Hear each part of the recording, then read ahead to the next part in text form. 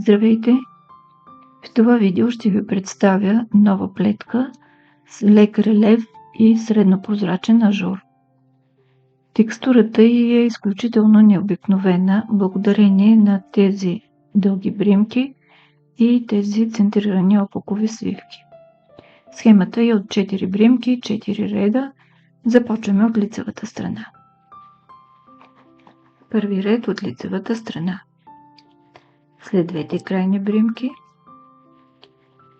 работим с тези 4. Изваждаме дълга бримка между втората и третата и изплитаме 4 лицеви. Това е схемата за този ред. Между втората и третата изваждаме дълга бримка и 4 лицеви. Плетем така до края на реда.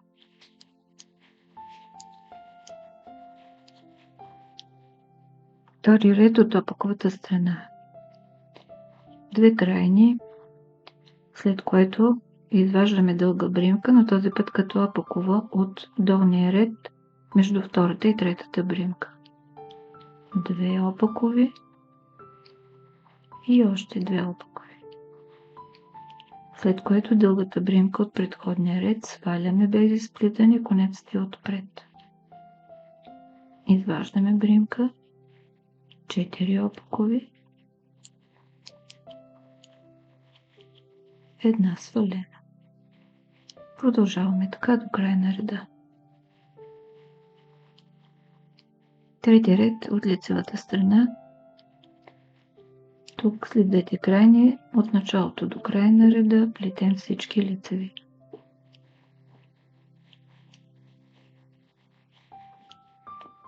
Четвърти ред от опаковата страна.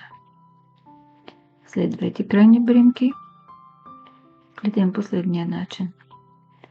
Лицева свивка с наклон вляво. Две опакови. Лицева свивка с наклон дясно. И повтаряме. Свивка с наклон вляво. Две опакови. Свивка с наклон дясно. Продължаваме така до края на реда.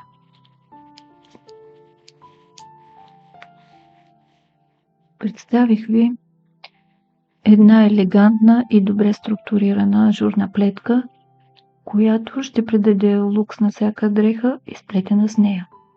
Горещо ви я препоръчвам. Благодаря ви, че бяхме заедно.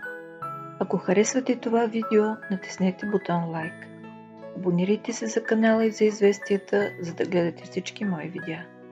Пожелавам ви вдъхновение, плетете с любов и бъдете щастливи. До скоро!